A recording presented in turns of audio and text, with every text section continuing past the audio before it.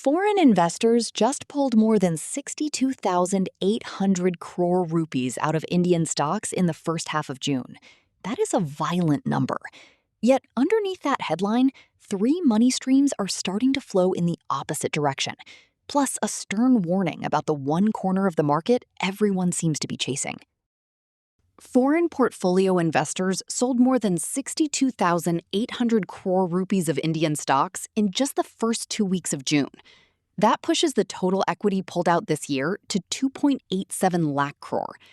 The sell-off is being driven by rising geopolitical tensions, a weaker global growth picture, and a 6% slide in the rupee. It is piling pressure on Indian markets and already has voices calling for policy support. And as foreign money exits, the government's top economist is sounding a different alarm. Chief Economic Advisor V. Anantha Nageswaran says AI-linked stocks have been driven into bubble territory by hype around productivity gains and job displacement. He warns the narrative is overstated and that a correction could hit the most heavily valued semiconductor and AI infrastructure names. But while some money is leaving, regulators are rebuilding a tool to get cash back to shareholders.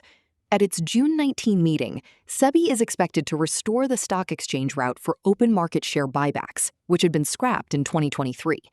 The new rules trim the execution window to 66 days, require 40% of the buyback to be used early, and ban promoters from participating. The aim? Faster capital returns and stronger investor protection. And private equity money is finding a home in real manufacturing. Auto component maker Chamundi Die Cast, which exports heavily to the US, has relaunched a stake sale to raise up to 1,500 crore rupees. KPMG is advising. The capital will fund growth and professionalize the business, tapping into the wave of private equity interest in Indian manufacturing turbocharged by Make in India.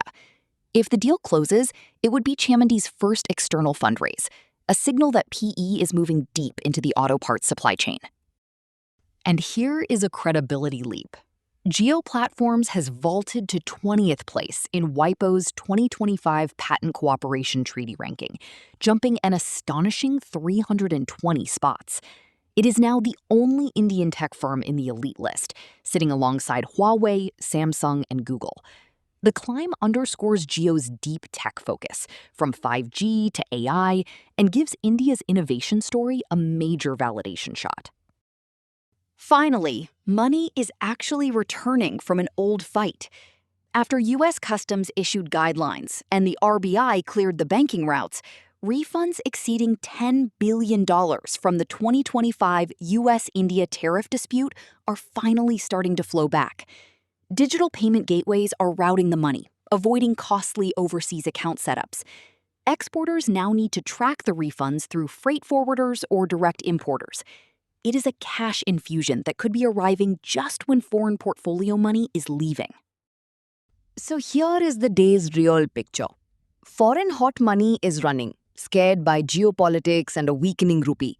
But patient capital, from tariff refunds to private equity checks to buyback tweaks, is creeping in through quieter lanes. Whether that cushion is enough to absorb 62,000 crore of selling is the question that will define the next few weeks. Watch the rupee and watch SEBI's board meet this Friday. I will see you then.